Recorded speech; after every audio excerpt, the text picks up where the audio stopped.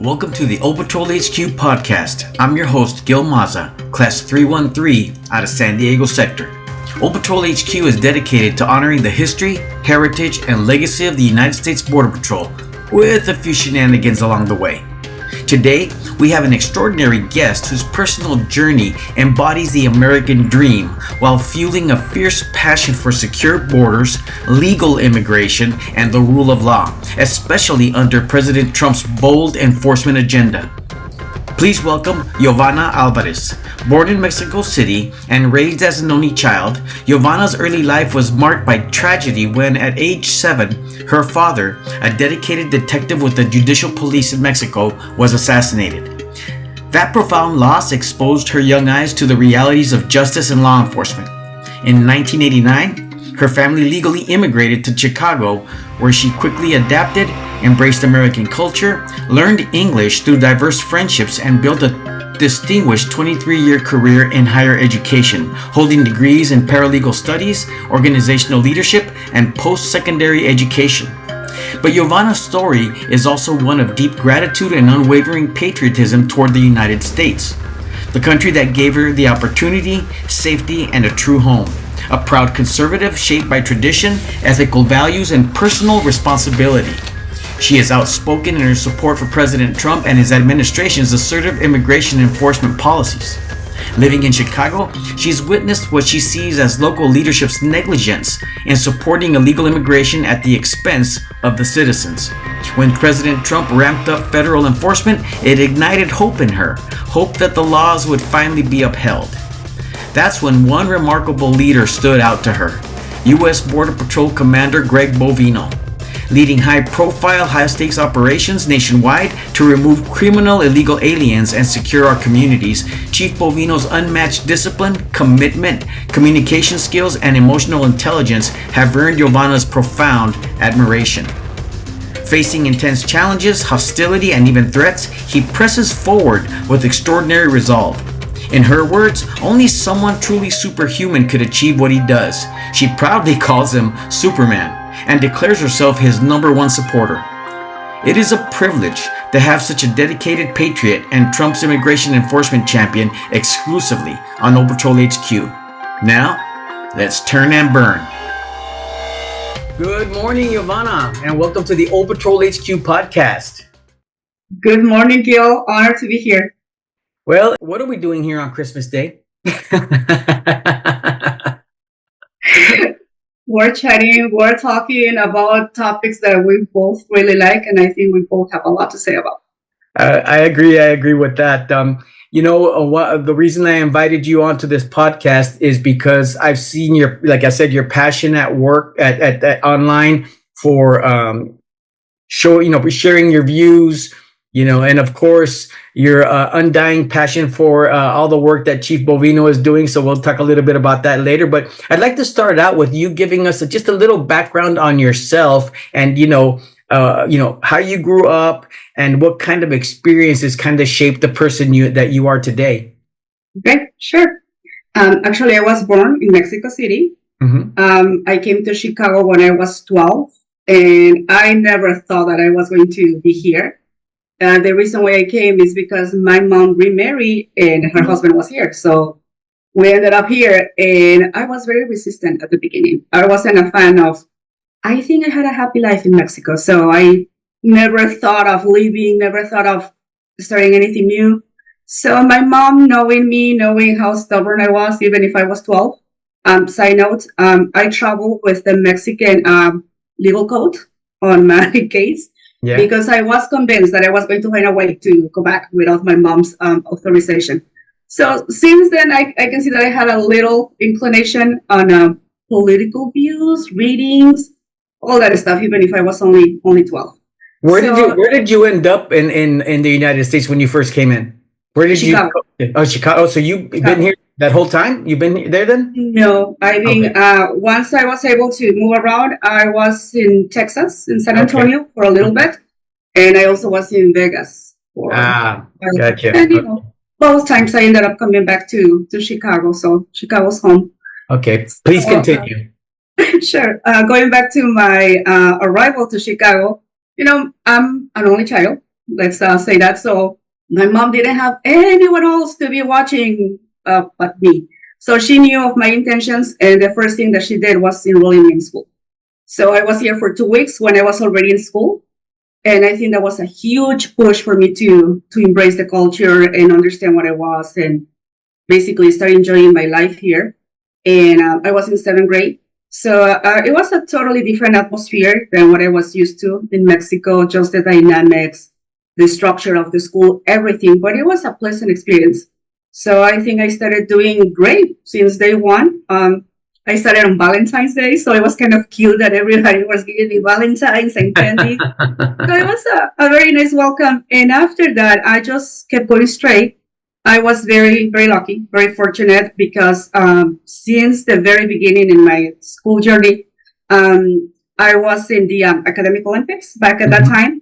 So in the Chicago Tribune from '89, I'm on the cover because I won the bilingual spelling bee. So it was a very warm welcome. So Chicago was very nice to me. I really appreciate the culture. I thought that was very interesting interacting with other ethnicities. And once I made it to high school is when like the world opened to me. I met more people, more ethnicities, and that was a very, very big incentive for me to learn English. That was the only way for me to communicate with the people that I wanted to, because if I didn't speak English, I mean, I will have no friends. Yes. So I did it. It was very pleasant, and even I had the opportunity to take other languages. I took Italian and Polish, and I did it just out of curiosity because I have always been very curious about cultures. So later in life, I wasn't. I want to say that I wasn't the most confident college student. I kept jumping from major to major to major until I made up my mind. And my first thought was, okay, I'm going to get this degree and I will totally forget about this. I will never come back to school. No, that wasn't true.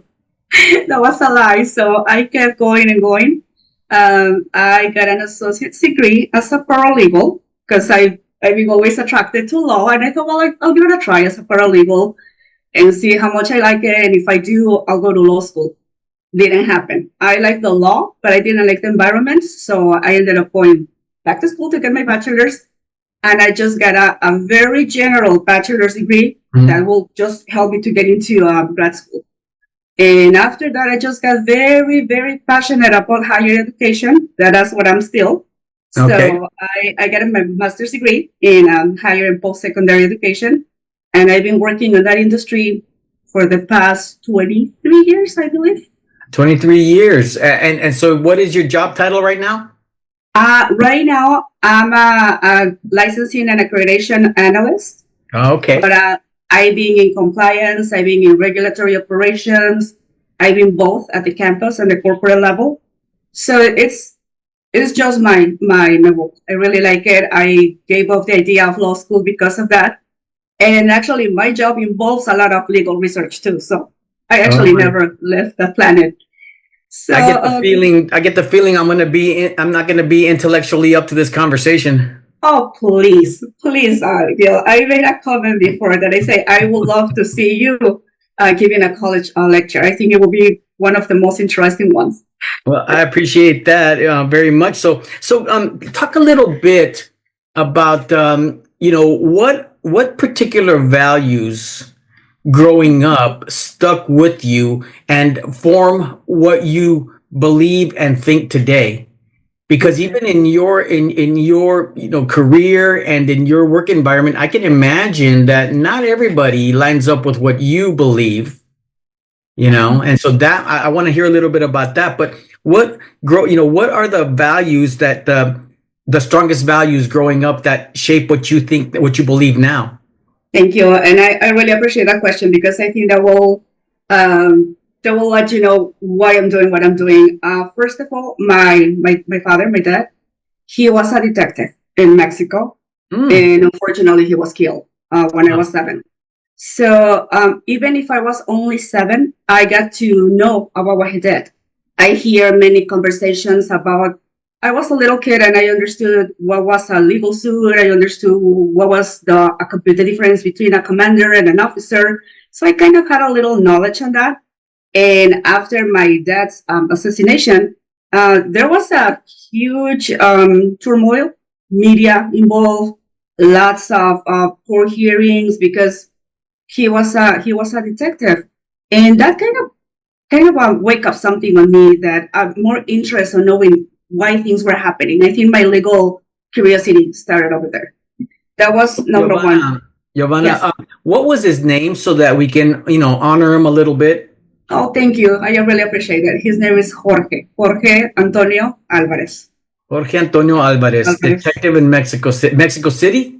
Now, well, he was working for the Estado de Mexico, but Okay, we okay. were living in the city. So that kind of like brought a lot of interest on me, like trying to understand the adult language and why were people doing certain things. So that's when I started doing my little research on things. And then my mom, she has always been a very strict person, very by the book. So she's the one that pretty much taught me that how to do things right, and that everything she showed me discipline, commitment. So she had no room for me to screw up anything. And then when we came to the States, that was another thing. Being a minor, I wasn't involved in any of the legal processes. So I just remember she took me to a place. They took a picture, and then she said, here's your passport. Okay, good. I have a passport. And out of the blue, I had a visa. So I didn't understand the value of those documents or anything. But I remember my mom being very careful about what she was doing. She came first to the States before me just to check the environment to make sure it was safe for me. So those values kind of make me who I am right now. So very by the book, very very aware of my surroundings, making sure that I go to the right places, that I know what I'm doing, being Yeah. aware of my capabilities. So, and then once I was here, I was a preteen, getting to know people from different ethnicities. In Chicago, in my opinion, is very unique because of the diversity. So it was an amazing exposure to the world. So I think that's a combination. All of that make me curious, make me understand the value of the law abidance, make me love the U.S. because basically I was made up here. So this is where I understood like who I was, and probably everything I have ever achieved came from the U.S. So I have a lot of love for the country, love for the culture, and nowadays seeing how things happen, I I was in complete disagreement with many, many, many things. And one thing that really I took personal offense on that is the stigma on the Latino population. Latinos are this, Latinos are that. I even had an opportunity over a year ago to go to the city hall, and I couldn't say that I spoke to Major Johnson because obviously he ignores everybody. But I Yes. had a chance to be there on the microphone with the media there and says, not all Latinos are like that. There's other kinds of people. Here I am. I came to the country legally. I became a legal resident. I became a citizen. I've been law abiding, and I know I'm not the only one. There's too many people like me. So let's remove the stigma. And I even apologize to whoever was hearing for the other things that other people have done, with the label of Latinos. So I think that's where I'm Yeah. coming from. Yeah. Well, being your experience actually does give you quite a unique perspective. Like for me, I was my family. My grandfather was born in Bisbee, Arizona, but my grandmother was born in Agua Prieta, Sonora, in Mexico. And so my mom was born in Mexico, but I was literally the first baby in our family of our generation born in the United States. So I did it the easy way, kind of.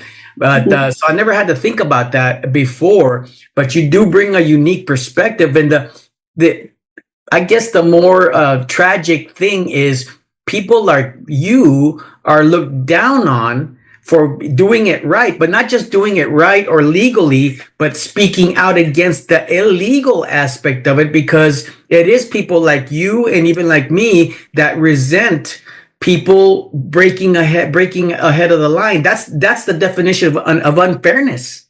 they talk about fairness and compassion and equality, except when it comes to immigration for some reason, right?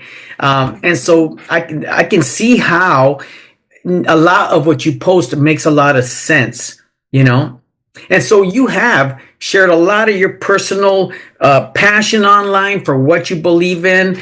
How would you define yourself politically? Like when people say, what's your political, for the sake of labels and all those kind of things, what would you consider yourself? I have no formal affiliation to anyone, but my mentality matches way more with the Republican side. Okay. I truly, I'll be honest, at this time in history, I do not enjoy or believe or consider valid anything coming from the Democrat side. And so what is it about the Republican Party that is that attracted you the most? I find them to be more truthful, more legit, more original. Their beliefs are based on things that are already there. They believe more in consistency, tradition, values. I don't see anything new about it. We've been living through those forms forever. I'm not a supporter of the. It's not. I don't even call it liberal. I'm not a supporter of the craziness that is going on the other side. I I don't like it. I don't think it's good for anyone.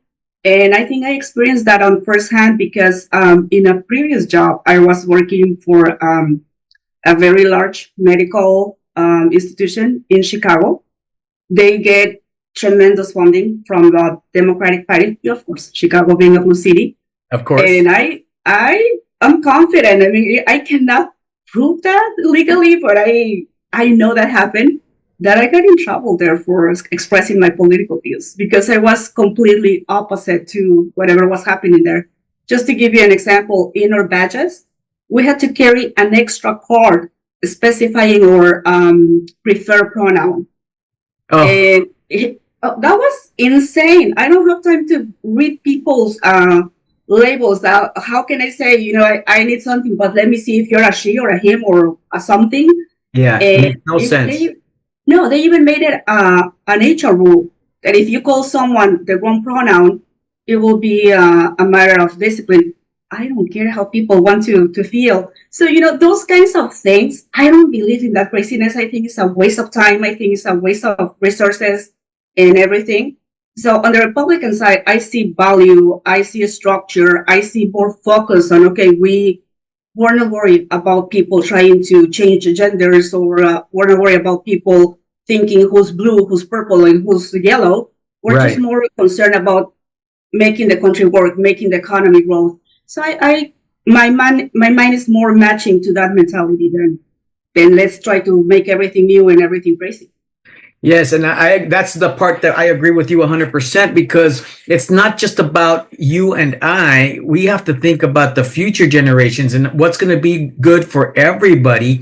And this enforced equality, this enforced kind of rage and angst. And I know you don't meet a lot of happy liberals, leftists, And the thing about it is that in the old days, at least, they didn't have that craziness. Yeah, they believed in different things, but even Schumer, Pelosi, Hillary, Obama all spoke against illegal immigration strongly, forcefully.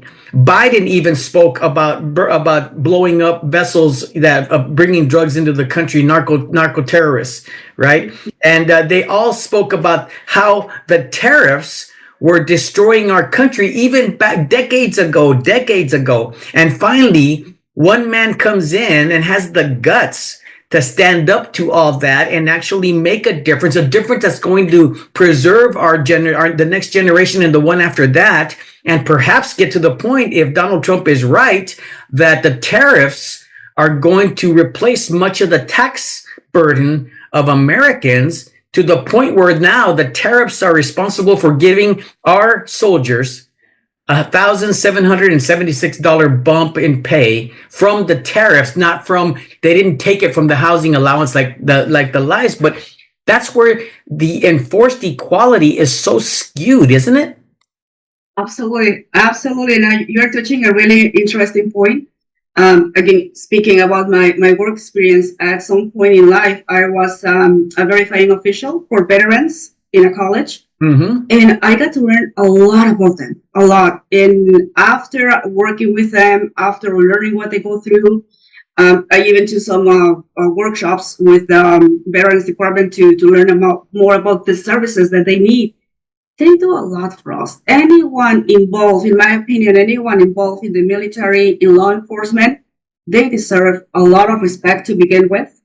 And I don't think there's any monetary compensation that is worth it, whatever they do. They put their lives on the line every day, every minute, just to protect people that they didn't even know. So it's kind of crazy, disrespectful, and everything I can think of to put that people on the side, to ignore them, to have them underpaid, to just don't pay attention to them, or basically treat them as I'll use you when I need you. So I think that's a strong sentiment that I have to all law enforcement and all military, that I don't think they get the credit that they deserve.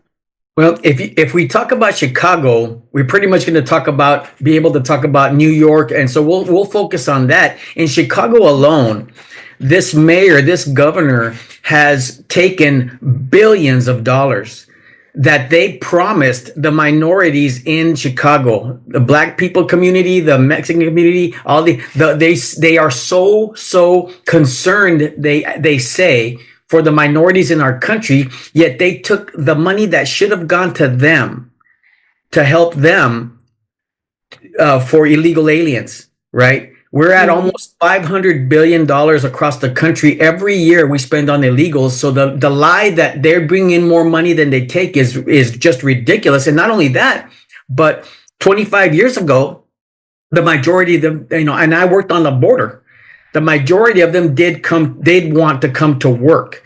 They may not have wanted to become Americans. After a while, you saw that they didn't have any interest in becoming American, learning the language, assimilating the culture, nothing. They just wanted to work. I could respect that.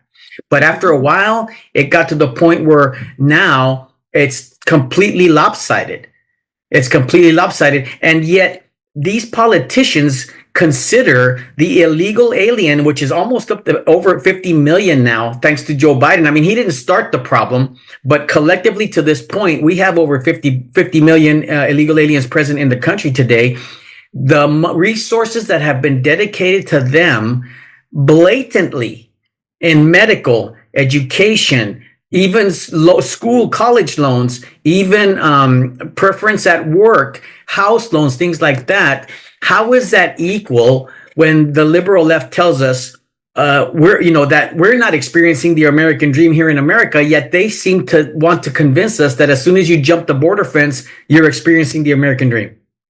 No, yeah, you're totally right on that point, and that's something that truly aggravates me, and I see it, I live it. I was lucky enough to live pretty close to a Holiday Inn hotel that they ended up making a shelter for pretty much Venezuelans. It was insulting passing by that place. It was a full hotel with, I think, over 100 rooms, full of people doing nothing. You will pass by that place, and one interesting thing is that there were like a lot of decent cars. So that was my first question. These people are not paying their living expenses. Supposedly, they're not even working. How are they getting these vehicles to begin with? Yes. If I want a new car, I'm going to have to go and get a loan and spend the next years paying for it. That was number one. Number two, they were using a full hotel. They had like every amenity they can think of. Swimming pools, huge lounges with TVs. They were getting warm foods every 3 times a day. And make it better, there's a supermarket pretty close to there. I will see them like every weekend with carts full of groceries and you name it. It looks like they were making a party every other day. Yeah. Who was paying for that? Us. So that was totally insulting. What was that people merit? And, to make things worse, and I'm not trying to stigmatize anyone or be rude to a specific ethnicity. These people were here for nothing good. you can tell immediately. You can immediately see the unlawfulness in their faces. I have to be honest. I was afraid of these people. I was afraid of parking next to them. God forbid if I have to walk over there. So why are we protecting these people? Why? And in my case, how come I'm paying taxes for every single thing I do? I pay taxes for my property, for my city sticker, for my car. I pay taxes at work. I pay for health insurance. And these people is getting this just for free, just for being there. This is completely crazy and unfair. Illinois, it's broken, as everybody knows. And there's not much college aid for students here. They get ridiculous amounts. And now they're paying for career schools for these people, even if they're sponsored by the city. So that makes absolutely no sense. And another thing that I can honestly tolerate, children. They're using children as baits, pretty much. Either people come and have kids here as if they were rabbits. I don't even know how can they have the nerve to bring a baby to the world when they don't have a place to live. Or they bring little kids that I don't believe they're their kids. I think they're renting those kids, and I hear stories about that. I can tell you that that's a fact. I saw it on the border myself. It's a complete fact. And so here's the thing, right? Does it seem like the left, the liberal, whatever you want to call them, they seem comfortable, Yovana, with a subclass of slave labor, right? Who's going to pick the crops? Who's going to pick our agriculture? Who's going to serve us our food? Who's going to clean our houses? Who's going to landscape our yards? Who's going to raise our children? All these things. But isn't it true that the only reason to hire illegal alien labor is because you want to, game the system? You don't want to pay the taxes. You want to pay under the table, and you want to pay these people a, slave wage. Absolutely. And I think that's a part of enabling the unlawfulness. There's an illegal person and I'm doing something illegal, even if it's minor, I'm not paying taxes on their services. I'm not asking them to have a license or a bond or anything. So it's just a huge ball getting bigger every time. And especially Chicago, I think there's a very bad habit of nurturing unlawfulness. And that comes from the supposed to be leadership. Yeah, I have a strong belief that they don't understand the difference between being from a different ethnicity to being an immigrant to being an illegal. We're completely two different kinds. They don't understand that. And one thing that truly bothers me is the colors. If you hear Major Johnson, he cannot talk anything else besides the black and the brown people. Yes.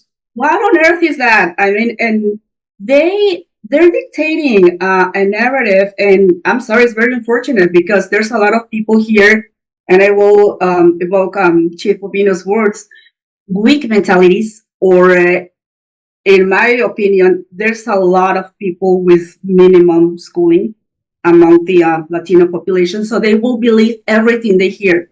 So instead of speaking about a law that already exists, a law that has been on the books for several years, several decades, we will begin with the labeling of the people. Oh, this is going against the brown people. This is going against no one.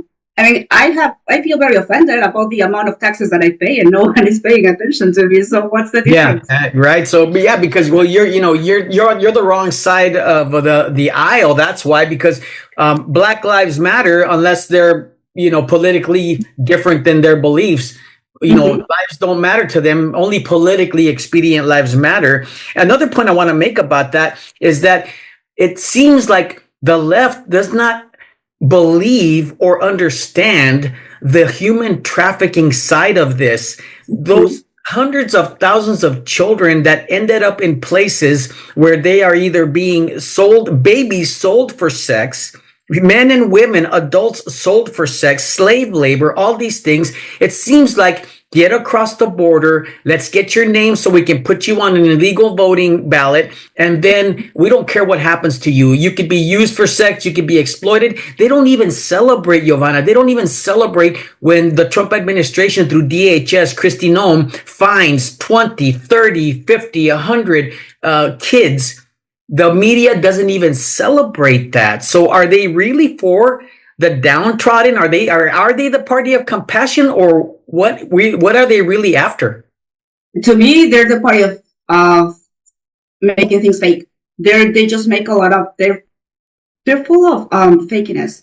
Yeah. Nothing that ever comes from them is legit, or nothing. As far as I have seen, nothing ever works. Nothing. I hear a lot of blah blah blah, saying, oh, we have to make unity, we have to embrace diversity. Diversity has been always here, and it's proven that it's being embraced. Otherwise, there wouldn't be people from all over the world in the US. That's number one. Number two, one thing is to embrace diversity, and the other thing is to neglect your own citizens, to neglect your own taxpayers, to neglect the people that really have love and contributions for this country, just like you say, to please somebody else and bring ballots in your favor. And to your point about the kids, two experiences that I had, and those were like huge eye openers to me back in 23. When I was working for this medical institution, we made an event to give people vaccinations for the kids and school supplies. I ended up volunteering for the event. It was one of the worst experiences I ever had. The reason why I volunteered is because they needed someone bilingual. So here I am trying to help people fill out the paperwork, and I saw a lady, seriously, she had 10 kids with her. When I saw her, I was like, I'm sorry, are those all of your kids? She's like, no, it's just two. The other ones, she started making up stories. They were coming from a migrant shelter, that the moms were working, the moms were here, there, blah, blah, blah. So I'm trying to fill out the medical history, and I'm asking her questions. She had no idea. She didn't even know the kids' names. So I'm sorry, are those your friends' kids and you don't know their names? And she had the nerve to tell me, oh, just put anything. I just want to get the book backs. So you want me just to put anything, give an injection to this kid that they may not need and get a book back? That's their mentality. That's their mentality and I hear that there's a lot of money here. We can get some. I hear people saying, I'm not eating the food on the shelter. I don't like it. Yes. I'm going to go and sell candy to the streets, and I'll buy something better. I'm sorry, that's no need. People in need would never do that. Yeah. And the stories about people crossing the jungle and going all over the place just to get here, I don't buy those stories either. Lucky enough, back in 22, I was in Colombia. And I hear a lot of horror stories about the Venezuelan people. And at that time, I thought, like, why are they talking like this if they're pretty much the same people? They're next to each other. Well, soon enough, I learned why they were saying that these people were going from country to country just to vulgarize, just to give the worst of themselves. Yes. And many of them just stay in those countries. And now, speaking of the Mexican people, there's a lot of misinformation, lack of understanding, and a lot of hypocrisy. Yes. There's plenty of migrants in Mexico, and they're not welcome.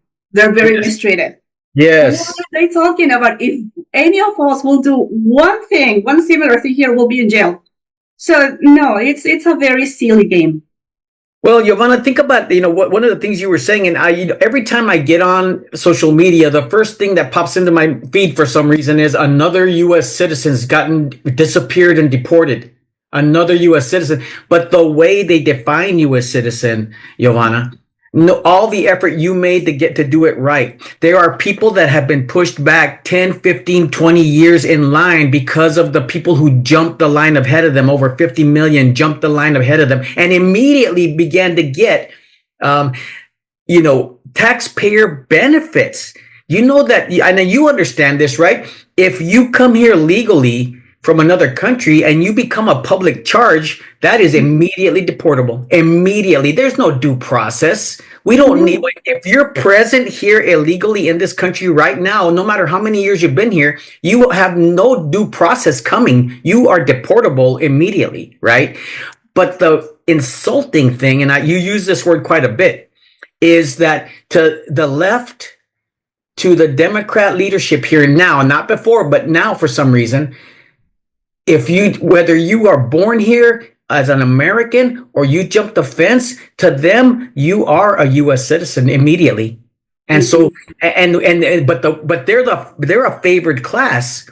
They get less prison sentence than you or I would get for the same crimes. You could beat somebody to death in New York City and be released an hour later. Right? Rape somebody and be released. And instead of allowing Bovino, ICE to go to the prisons and grab those guys from there, they rather protect with their own bodies, physically protect those monstrosities. I call them savages. Because I'll tell you, I've seen it firsthand out in the field. And if Americans truly knew what came through the border in the middle of the night, they would not sleep. So I'm grateful that most of America can sleep comfortably without having to think about it. But what about this? That is it that these, and I know what it is, but I want to hear your take. Why is the left so rabid about protecting the illegal, whether they are just simply jump the border or they are the worst gangs imaginable, the worst criminals imaginable? My opinion may be harsh, but this is truly what I feel. Most of these illegal people are very illiterate. They have very limited comprehension. They have no critical skills. So they will take anything they will give them. These people will be happy with getting a check to pay the rent, and they'll figure out next month what they do. So anything they can get for free will buy them to do whatever these radical people want. So in my opinion, I believe that's happening. They're feeding them little by little, and they just have puppets there at their service to do whatever they want to do. And I think one example of that is the attacks to federal officers doing the immigration law enforcement. It's unbelievable. It's beyond any reasoning. How come people have the nerve to do that? They will not do that to a local police officer. They don't understand the level of authority they have. They don't understand they're enforcing a law that has been there forever, just because of the narrative they've been getting from the other, from their leaders. See, Pritzker encouraging people, go and have your phones ready, record. For what? For what? I mean, those are federal officers. So answering your question, I believe they're just feeding these people in many ways mentally, giving them the wrong ideas, and these people don't have the willingness to rationalize those ideas or to understand anything beyond that.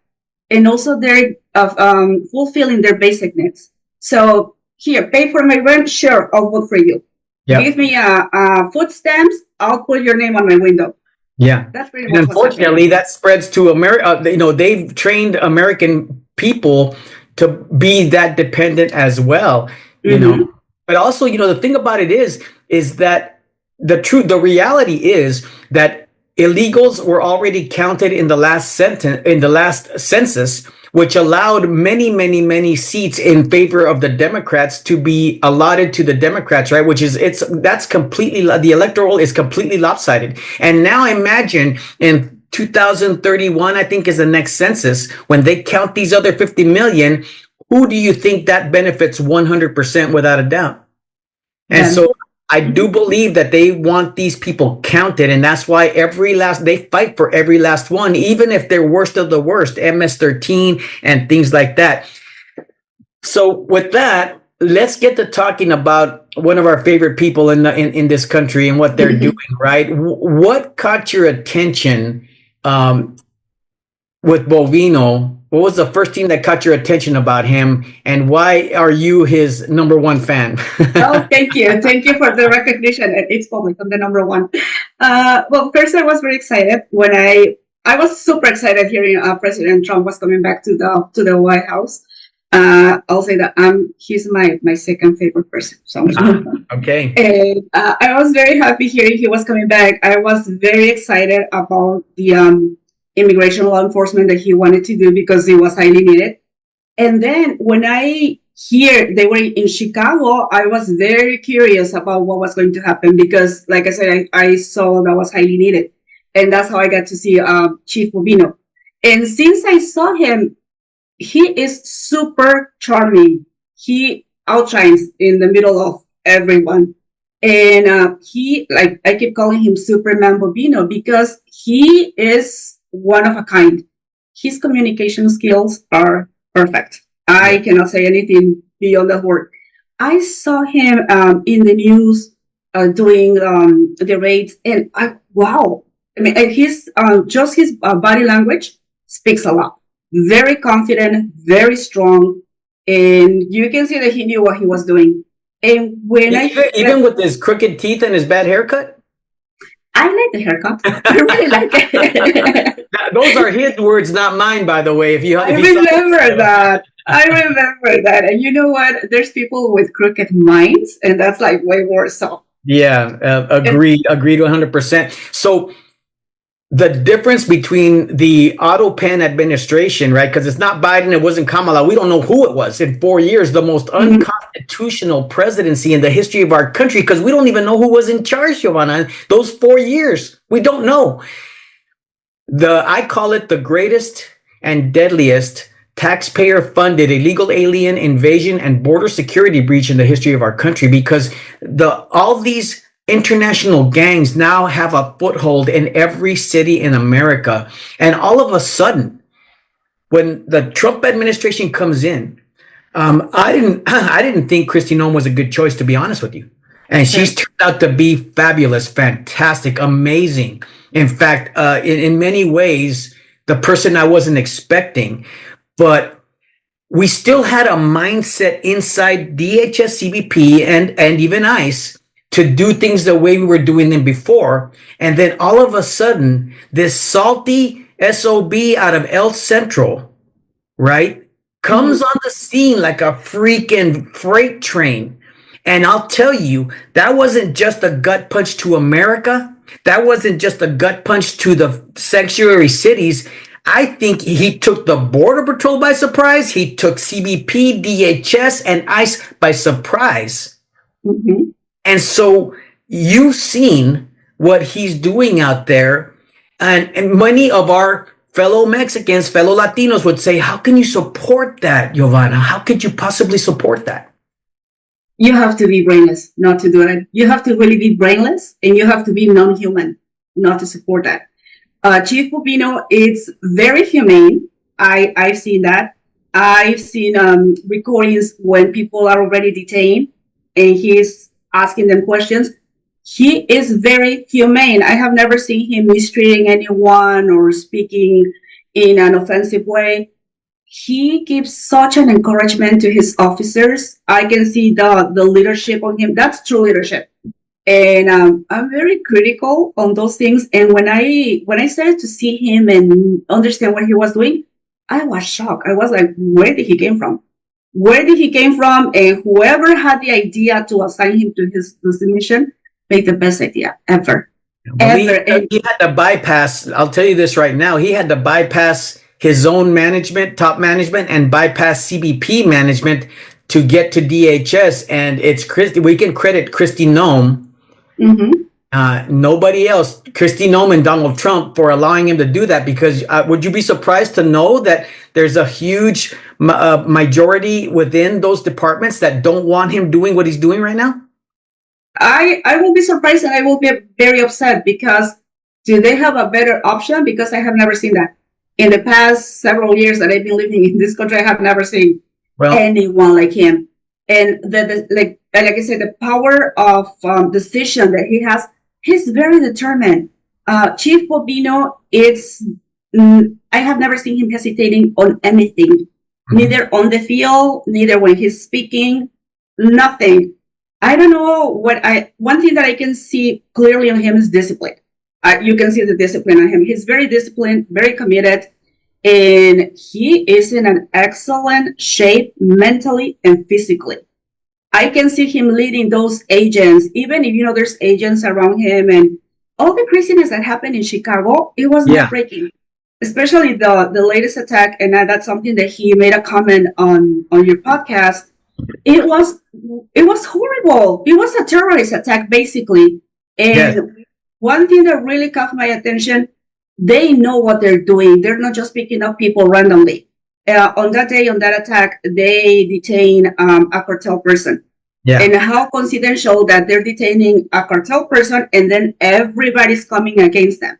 Yes. And those gang members, I don't know what their business is there. They have no future, nowhere they go. They're just very, very nasty people. They all came against him. Those people are savages, like you said. They could be murdered, all of them, all the officers. And the local government does nothing, and people are still opposing for him being there. I'm super grateful. Just having his supervision on those operations will be amazing. Having him on the field, walking with the agents, making the apprehensions. We have a jewel there. That man is gold. Yeah.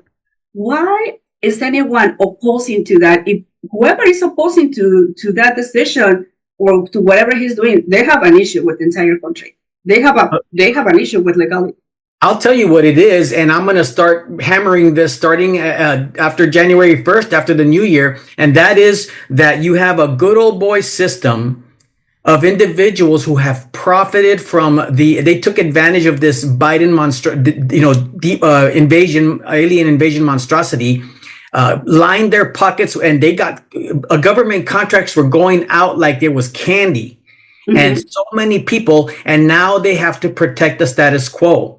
So there's a who's who from DHS, CBP, ICE, and all these government agencies that their names are connected to corrupt NGOs that took this government money, and now they made big money on it. And now Bovino and the way he's doing business is threatening that status quo. So we keep putting, whether it's Border Patrol, CBP, DHS, we keep putting the same old people in the same old places, and all they're going to do is protect their little kingdoms, their little agendas. But I'll tell you something, and I'm being specific here on who I mention and who I'm not mentioning.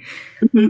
Kristi Noem, okay, the people working with her, Donald Trump, Bovino, even Chief Michael Banks, who now is fully going in and running interference for Chief Bovino, because you notice that Chief Bovino not only has to be on the street dealing with the thugs and the murderers, right? And you remember that incident that he was talking about where these freaking guys in masks and automatic weapons are coming at them and he had to use the tear gas? Instead of him focused on that and his people and taking care of his people, he's got to also face the Pritzers, face the Adam, face all these people. Why aren't the key figures in the higher echelons of CBP and DHS, not Kristi Noem, but I'm talking about down underneath her, why aren't they running interference for him? That's a really good question. And that's something that I really recognize on the chief. And I definitely admire that. Yeah. Being just watching what he does is stressful enough. I think that that incident that we can take as an example is a nerve-wracking experience. Like, you have not to be a human to not feel anything about it. And out of that, like you say, he has to go and clarify any baloney that Pritzker had to say. How can he have the patience and the mental clarity to say that and make it better? He always gives clear statements. He has never said anything mistaken. He has never said anything that he needs to regret or clarify. And he has always made it to the point. Where does he get the mental capacity to do that? That's a Superman. There is only a handful in all these agencies of men like him. And unfortunately, Donald Trump is going to need to rethink much of his lineup there if he's going to get any work done. Because if grant that we have 50 million, I know we do, but let's just say for the sake of argument, let's just grant it as a reality. At 2 million a year, we're not even going to touch the surface of this. And then if your internal battles are worse than your street battles, how are you going to get any work done? And I think for Chief Bovino, facing the thugs on the street is his bread and butter. But facing the politics and the BS on the internally, that is going to be, if anything, what's going to take him down, not the thugs on the street, you know. And so you either see him as a rogue, you see him as a relic of the past, or he's the kind of leader that America needs right now. And I say, even in the line of people like our forefathers, like those soldiers in the field, like people that come once in a lifetime, like a Charlie Kirk, that nobody can do what Charlie Kirk does. That you can get a bunch of people together to do what he does, maybe, but not one. And nobody can really do what Bovino does, or maybe has not been given the chance, perhaps. But if we don't multiply this guy across the country, then we're not going to be, it won't even make a difference by the end of the Trump administration. Absolutely. Absolutely. You're totally right on that. And another thing on Chief Bovino, his personality itself, it's very, very charming, very shining. I posted something yesterday in one of his comments, and I say that his personality naturally destroys, what word did I use? Destroys egos to begin with. Chief Bovino doesn't need to say or do anything out of his usual self. Just being himself is enough to annoy people with unjustified egos. And here we go. We have Pritzker, we have Johnson, we have Newsom, and we can make a whole list. We have people within his own agencies that don't like. He rubs the wrong way. And to me, as far as I'm concerned, it's all the right people. Yeah. So, and you can see like the response from the public. People love Bovino. If Chief Bovino was running for president today, he will win. He will win because he has a lot of support on people. So that's something that his opponents cannot take. And going back to the main point, yes, he's giving a lot of himself. He's, like I say, very capable. He's very strong. He's extremely intelligent. That's something that I can assure. And another comment that I've been making, his level of emotional intelligence is supreme. I have never seen him like out of his touch. He's always centered, always grounded. You cannot rattle. You can call him any name. You can do whatever. You cannot rattle the guy. And here's the thing that, to me, was probably the best indicator of his character. Now, I'm not CNN. I'm not Fox News. I'm nobody. I am, known within my circles and to do what I do. But for him to give me, it was only supposed to be an hour interview. He gave me 2 hours, and he would have given me more, except I think, he had to go to work. But he sat there and he gave me all this time simply because I'm a fellow agent. It wouldn't matter what my name is, who I was, what sector, nothing. As long as I wore a green uniform with that badge and gun, he treats you with respect as a brother. And his affection for the retired Border Patrol, for retired law enforcement, for the military, and he gave me that time simply because of that. What does that tell you about the man? He's not concerned with glory, and he's very popular. He could just pick and choose his interviews, but he came on the show with me just because I was a fellow agent that worked the field, along with him out there. Not as good as he did, because nobody, even most of the guys I worked with in my job weren't Bovino. So no, he is. I think that's his nature. And you're making me recall a scene from a couple of weeks ago when he was here in Chicago, the most recent time. There were some people doing protests outside of the Worldview Center. Mm-hmm. And there was the state police trying to, it wasn't a large crowd, but it was a significant number of people. Yes. So here's the state patrol trying to push them away, and they couldn't. People were being very, very resistant. And there comes a couple federal officers trying to push the people away. A little progress. The door closes, and then the next thing you see is the door opening, and here's Chief Bovino coming out. People just went back immediately, like if he got some type of magic power. And the first thing that he said is, Chief Bovino, law enforcement, please move back. They disappear.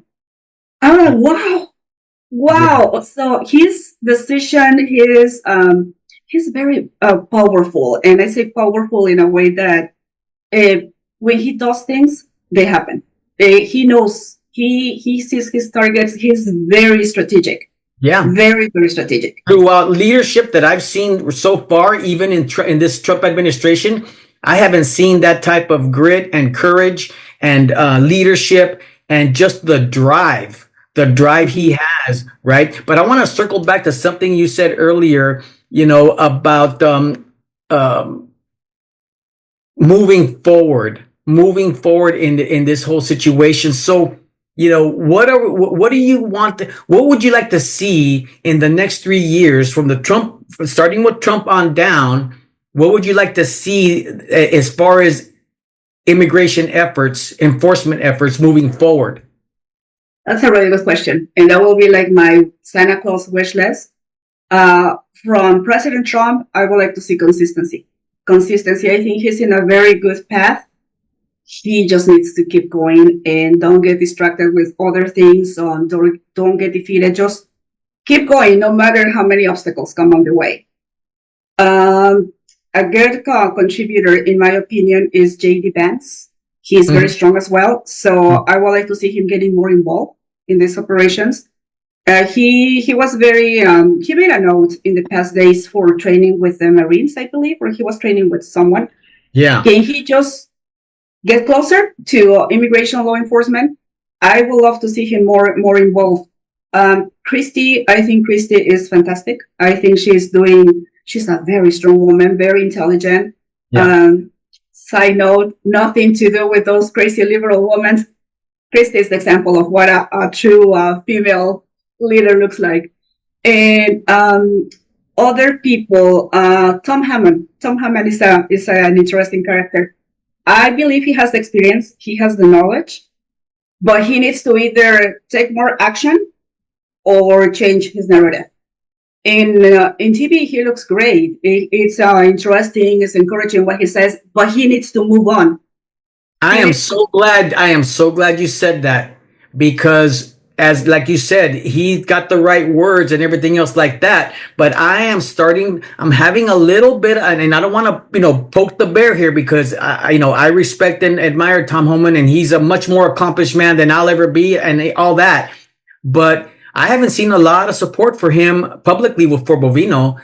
Speaking, again, running interference for him. He's the czar. Why isn't he taking on Pritzker? Why isn't he taking on these sanctuary cities, right? So I don't see him, I see him making good word, saying good words out there. And he's very forceful and tough and very good at talking about it. But where is the, hey, if you're illegal here, Bovino's going to come get you.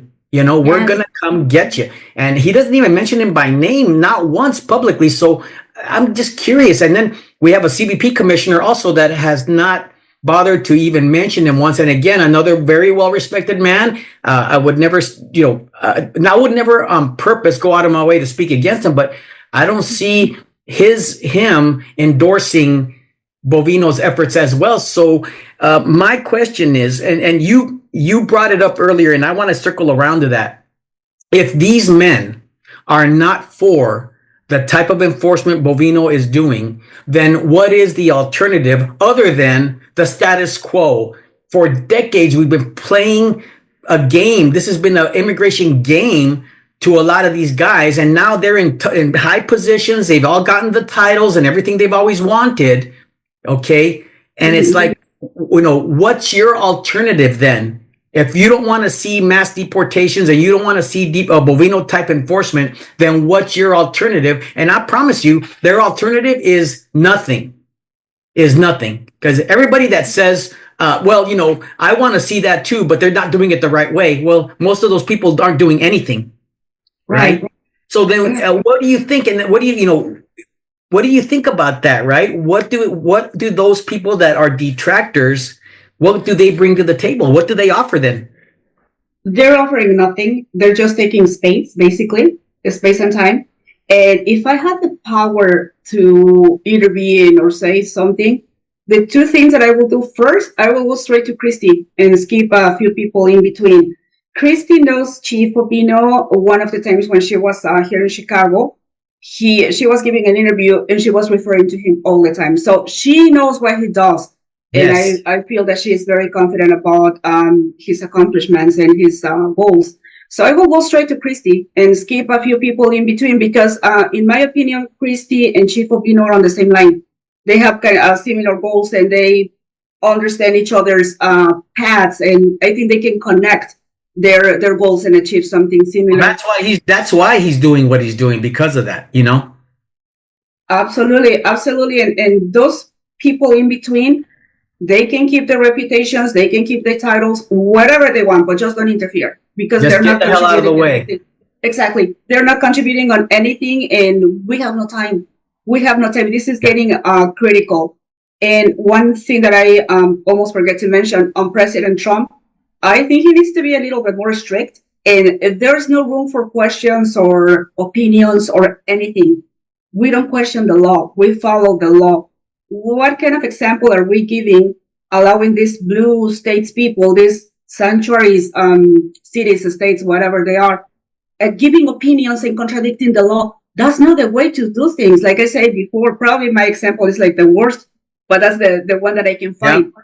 Can I just go out on the street and start screaming like a crazy person that I don't want to pay taxes anymore? Can I fill my house with signs that I refuse to pay property taxes? It won't work. Why is this working? Can I just make my blog a sanctuary for taxes and we don't pay anything? No, I can't do that.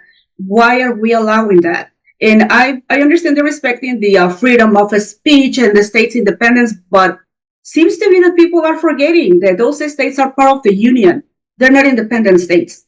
Amen. They're not republics or anything. So Amen. I think President Trump needs to be more strict on those. Over with the questions, over with the opinions, over with like the ridiculous things that Kristen and Brandon does. I'm signing an executive decision for this. This is nothing. This is like your decision serves for nothing. Yeah. I say something very mean on social media once. I say, those executive opinions, I can put it on my cat's litter box and Amen. It will make work good over there. So I think he needs to be more strict and just don't allow any more silliness.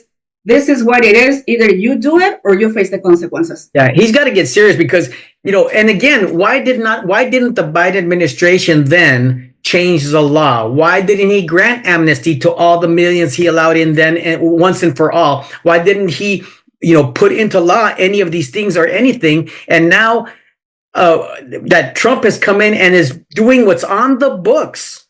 Mm-hmm. With just what's on the books, you don't need a new law. The border bill Biden tried to pass through would have made this flood of illegals permanent. Thousands coming in daily, thousands getting released daily. That would have been the status quo if they had passed that horrible bill that even the Border Patrol Union was corrupt enough to back up at the time. You know what I mean? So I tell you, Yovana, we're going to have more problems with internally trying to enforce the immigration the way Bovino's it needs to be done, the way Christy needs it to be done.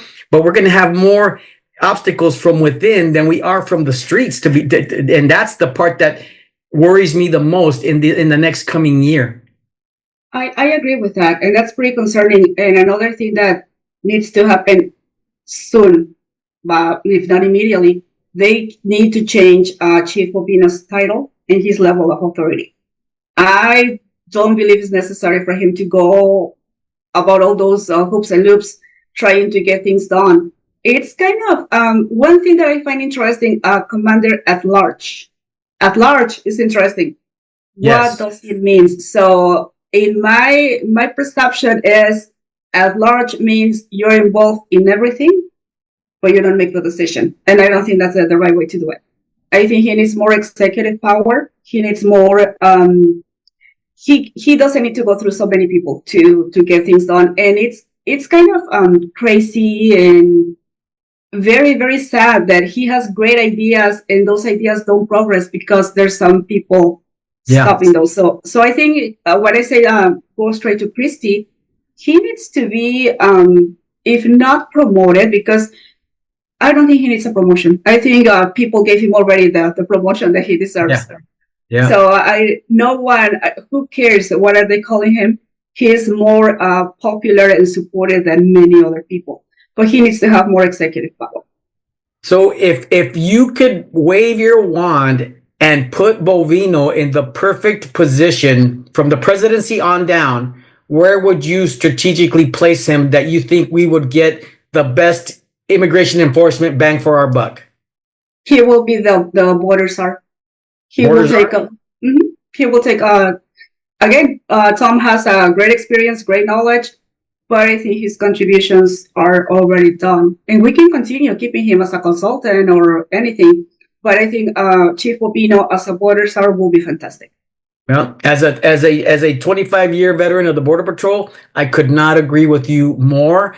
Let's get the politicians and the contractors and the people out of that and put the right people in the right places to, and I think, unfortunately, Donald Trump was a little bit ill-informed because he was, I think, looking for more name recognition than results at the time, and I think he didn't understand so much. But I think it's time for a little shakeup and start filling those spots in between Kristi Noem and Chief Bovino. Like I said, Chief Banks is stepping up and actually going out there and